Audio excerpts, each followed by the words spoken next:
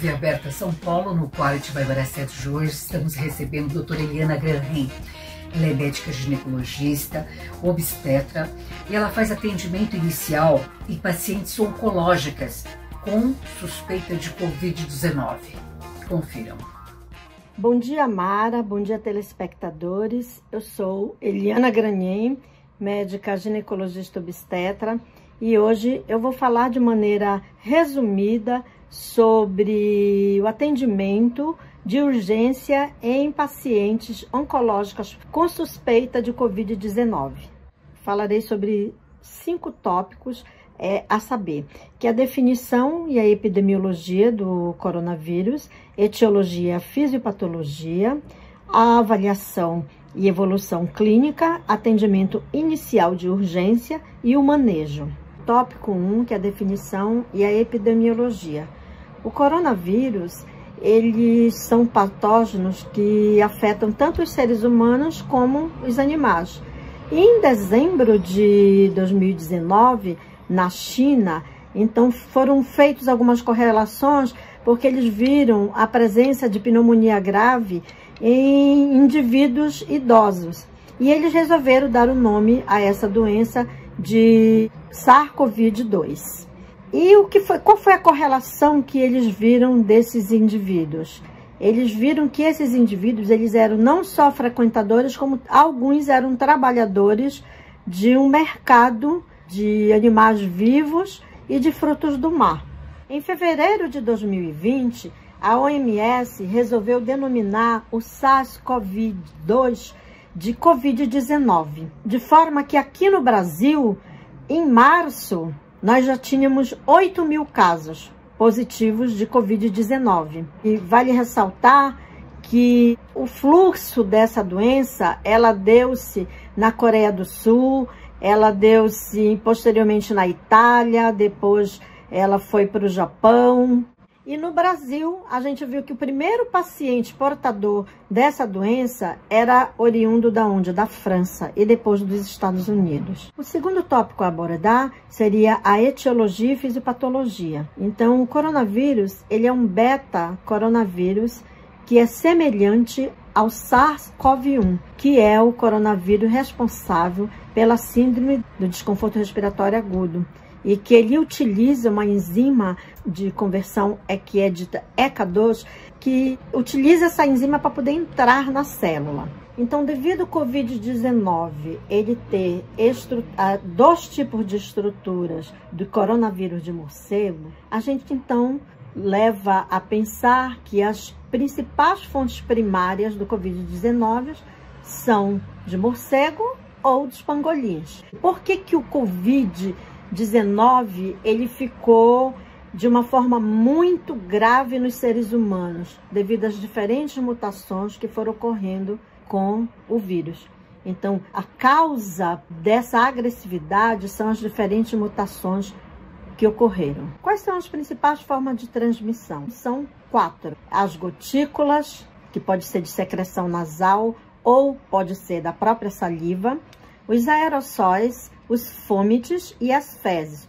Vale ressaltar que as gotículas, elas passam a ser transmissíveis quando a gente tem um contato até 2 metros.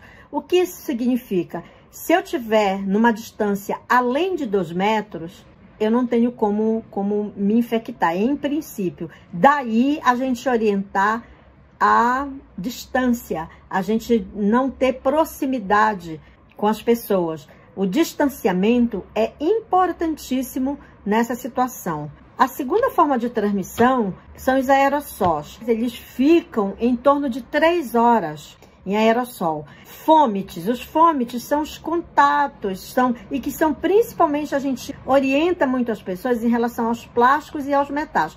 Hoje eu estou aqui com algum metal, mas é porque eu estou gravando aqui dentro da minha casa. Obviamente, quando eu vou para o hospital, eu não vou com anel, com aliança, com brinco, com nada. Porque nos fômites, que são nas regiões de contato, eles permanecem 3 dias. Então, daí a importância também de quando se chegar em casa, supermercado, quando a gente chegar aos plásticos, a gente deve tirar, limpar todo o material que vem de fora, porque a transmissibilidade nesses, principalmente plástico e metal, são em 3 dias.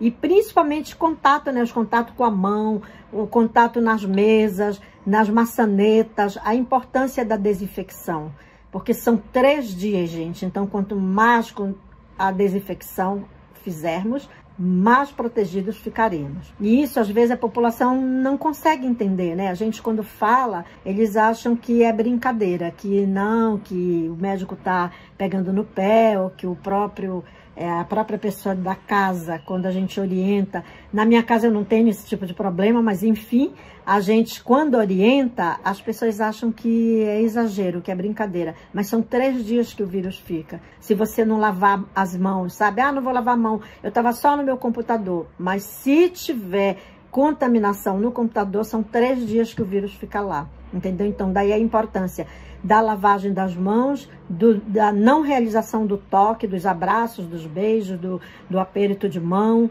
Então, não fazer, e não utilizar o quê? Plástico da rua sem fazer desinfecção, e os metais, principalmente. E nas fezes permanecem até 30 dias. A complicação mais grave dessa doença é a síndrome do desconforto respiratório agudo. E a fisiopatologia da síndrome de desconforto respiratório agudo dá-se devido à liberação de citocinas, dentre elas a IL-6, a IL-12 e a TNF-alfa.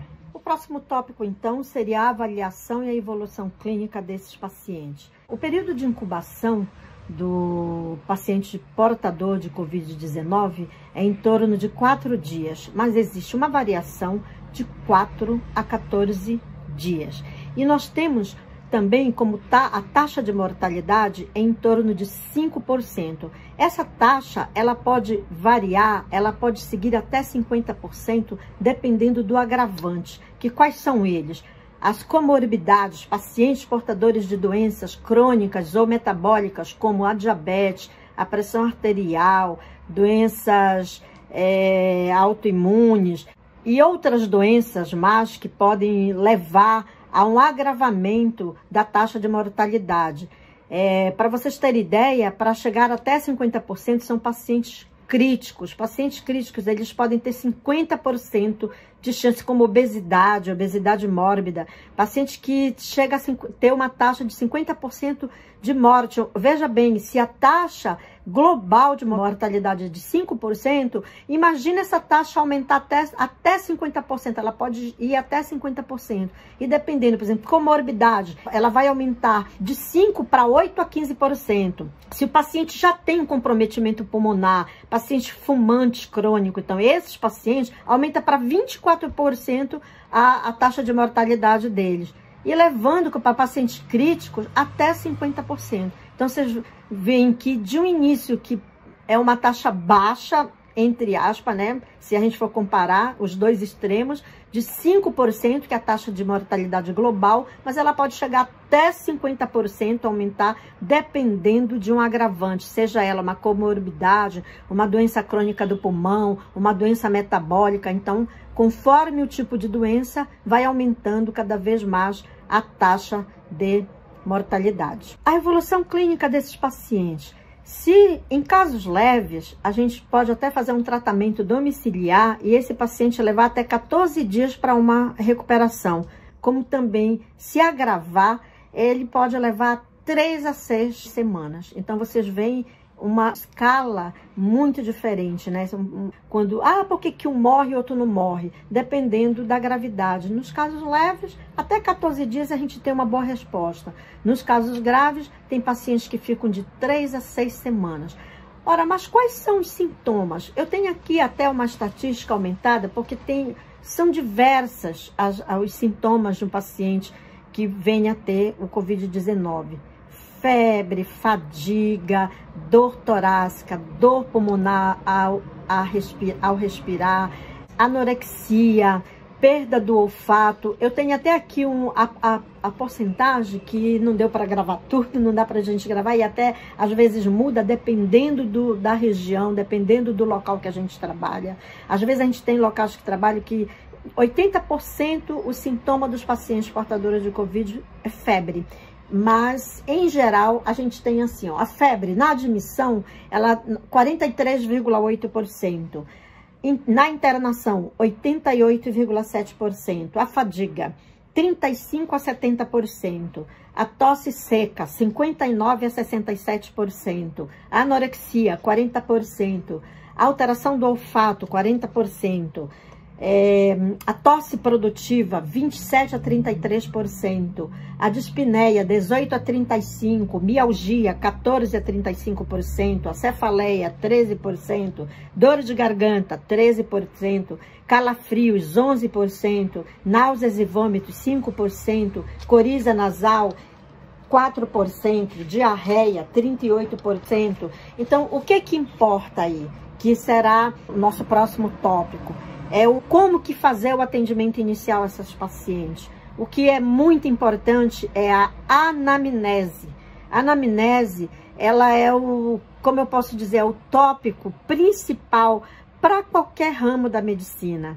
E que, às vezes, ela está sendo muito largada, né, de mão. Mas é a conversa com a paciente, é perguntar como surgiu, o que ela sentiu, qual foi o primeiro sintoma, onde ela estava, com quem ela estava, na casa onde ela estava, teve alguém que tenha tido algum sintoma leve. Por que eu digo isso? Porque pacientes abaixo de 20 anos, em geral, eles têm sintomas leves ou eles são assintomáticos. E eles são causadores, portanto, da transmissão, até para os pacientes mais velhos e para as pacientes que, no caso aqui em questão, portadores de quimioterapia, que fazem quimioterapia, portadores de câncer, né?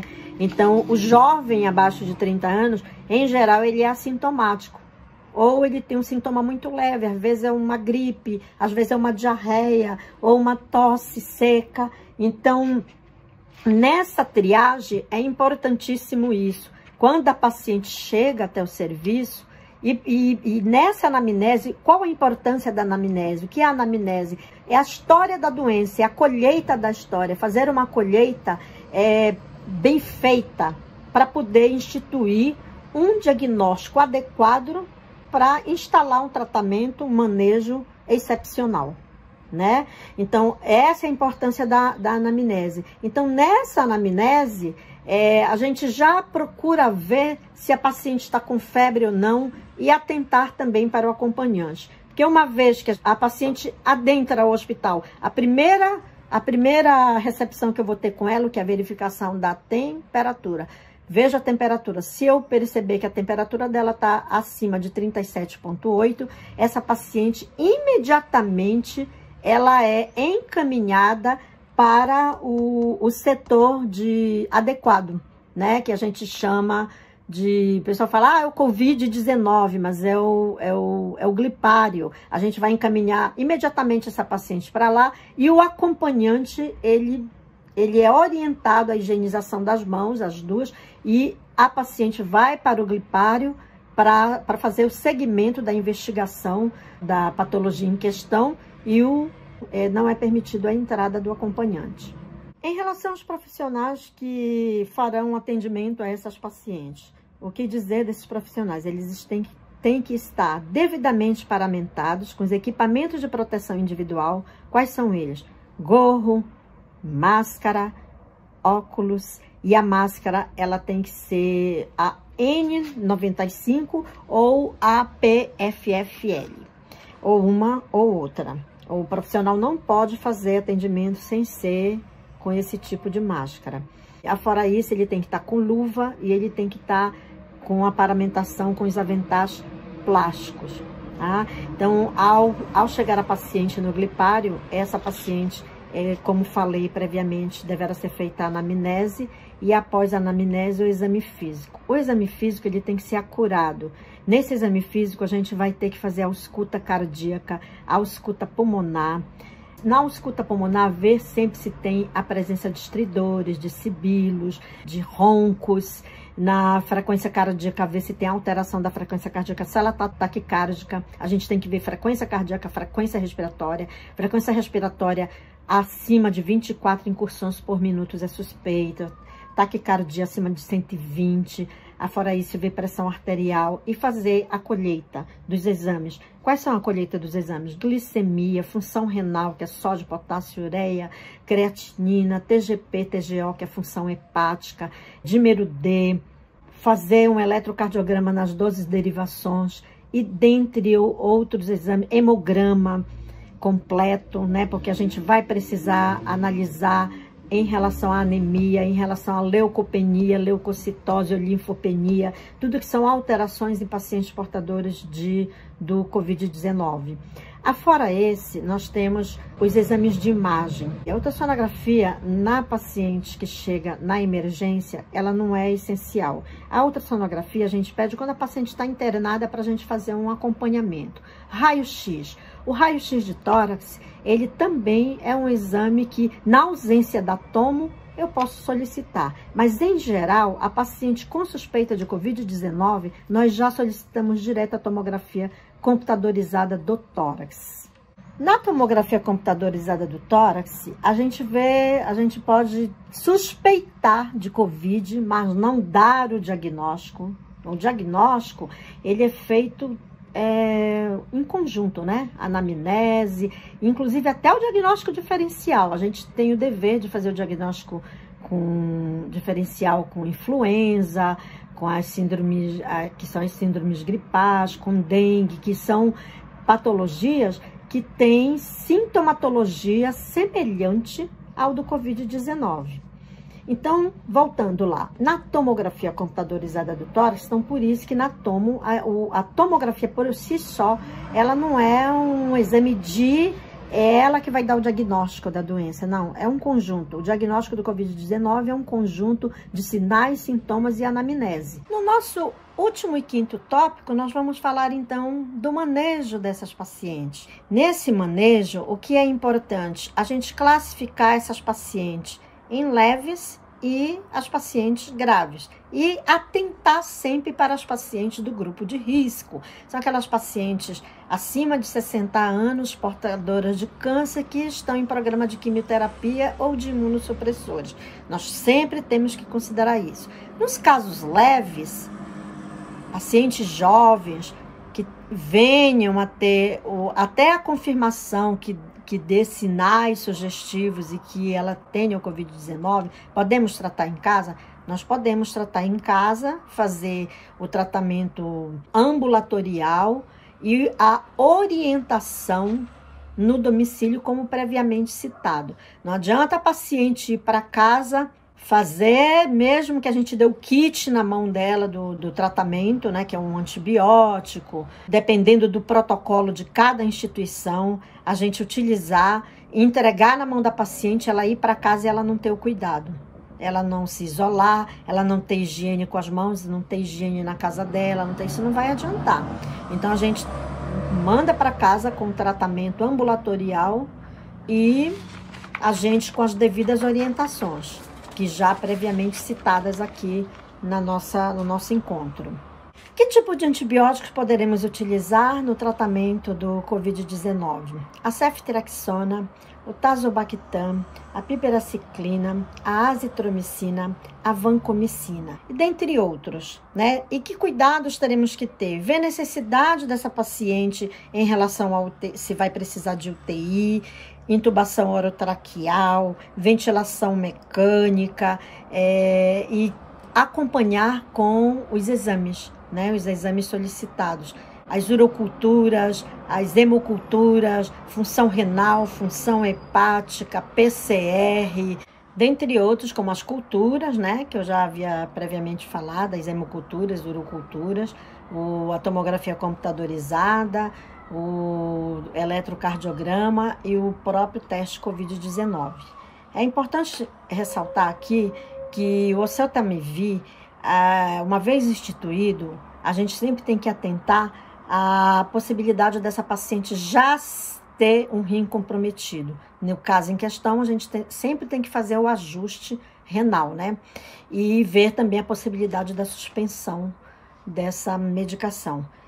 Outras medicações, como a hidroxicloroquina, a cloroquina, existem alguns locais que estão usando, né? Que fazem o emprego desses medicamentos. Então, são todos esses antibióticos e todas essas medicações as quais eu falei. Existem algumas drogas as quais não são recomendadas, como os corticoides devido à possibilidade de replicação viral e devido à diminuição da imunidade. A outra são os AINES, que são os anti-inflamatórios não hormonais,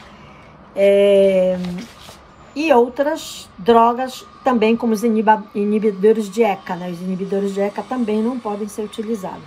O que é importante também, que eu vou frisar aqui em relação à quarentena, ter todos aqueles cuidados que eu alertei previamente, atentar para quando suspender a quarentena. O indivíduo, às vezes, ele está assintomático, mas ele tem que ter, pelo menos num período de 24 horas, 2 testes de Covid negativo, né? Isso aí é muito importante, e ter a diminuição dos sintomas. Indivíduos aos quais eles estão na quarentena e eles permanecem com febre, 72 horas de febre, é um risco. A gente já fica um pouco alerta, já é um sinal de alerta para que este paciente não está melhorando com o tratamento empregado em casa. Ou paciente que não diminui fadiga, eu recebo frequentemente até pacientes grávidas, as quais são portadoras de Covid, que foi instituído um tratamento ambulatorial domiciliar, e essa paciente retorna referindo, dizendo que continua com febre, que a febre não baixou, que ela fez uso da dipirona, do paracetamol, a febre não baixou, que os músculos estão doendo, que ela está com fadiga, que ela ainda sente dor torácica. E muitas das vezes essa paciente, a gente até observa que ela não tem desconforto respiratório. Ela está saturando bem, ela não tem uma queda na saturação. O que fazer com essa paciente? Permanecer com ela em quarentena dentro de casa? Não. Isso é uma paciente que merece cuidado intra-hospitalar. E, para finalizar, o que é importante aqui é a notificação. Pacientes portadores de Covid-19 é dever do médico e da instituição realizar a notificação da patologia na instituição competente. É obrigado a fazer a notificação. Aqui finalizo minha palestra, espero que vocês tenham gostado e que tenha acrescido algum conhecimento a mais que todo mundo já vem sabendo, até porque a televisão ela tem sido maravilhosa nas devidas informações dos acontecimentos em relação a essa patologia tão drástica e tão triste e que tem um desfecho tão avassalador. Até logo. Nós estamos ao lado de Demerval Souza Pereira, do Fórum São Paulo. Demerval, o que você tem para contar para o nosso público, para o nosso telespectador da TV Aberta? Em primeiro lugar, quero agradecer a você, Mara Cedro, a tua equipe, do Quality by Mara Cedro, TV Aberta São Paulo, por mais essa oportunidade. Mas hoje vamos falar um pouco. O Brasil vem, há alguns anos, cometendo o erro de votar em nomes, né? Ele não vota mais em partido, ele vota em nome, ele gosta de um nome, vota. Em 89, nas eleições de 89, presidente da República, o Brasil votou num presidente, na época, de um partido nanico, partido sem base e sustentabilidade no governo. Em 2008, cometeu-se o mesmo erro de votar num candidato que nem do partido ele era, ele se filiou àquele partido para sair candidato. Ele se filiou ao partido nas vésperas da eleição para sair candidato. E vários outros candidatos ao legislativo que entram em partidos na época que a lei eleitoral permite entrar para sair candidato, e ele sai candidato. O que acontece? ele não tem compromisso com a defesa do partido, portanto não tem compromisso com a defesa da nação. Ele alugou o partido para desenvolver nele o projeto pessoal dele, candidato, dele, parlamentar. Quando o presidente foi eleito sem essa base, ele precisa construir uma base de sustentabilidade.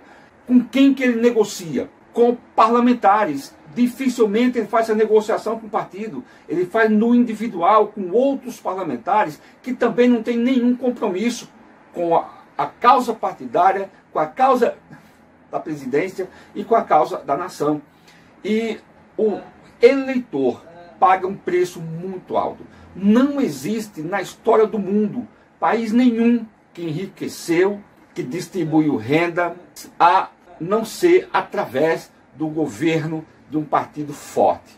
Pegamos os Estados Unidos como exemplo, que também tem muita gente pobre lá, mas é um país muito mais rico do que o nosso. Tem vários, mas tem dois que é os partidos que é referência nos Estados Unidos, democrata e republicano, governam aí há milhões de anos. Só através de um partido forte você pode mudar a nação. Este ano nós estamos com um curso de formação política e gestão partidária, voltado ao público de lideranças comunitárias e dirigentes partidários, né? O curso, Mara, ele vai desde a orientação da formação de um partido até a gestão e administração do partido, mostrando essa realidade e essa importância desse fortalecimento. Hoje, os parlamentares eleitos por partidos sequer vão às reuniões partidárias, porque não tem compromisso com o partido. Então, o curso nosso foca a construção, gestão e gestão partidária. O meu telefone é 977190823 e o curso nosso é um curso que não é muito caro, temos a possibilidade de compra no cartão. Mais uma vez, muito obrigado, quero te agradecer e dizer, nós estamos à disposição dos dirigentes partidários com a nossa experiência de 40 anos na militância partidária e na direção partidária. Muito obrigado, Mara Cedro, muito obrigado à TV Aberta São Paulo, que Deus nos proteja.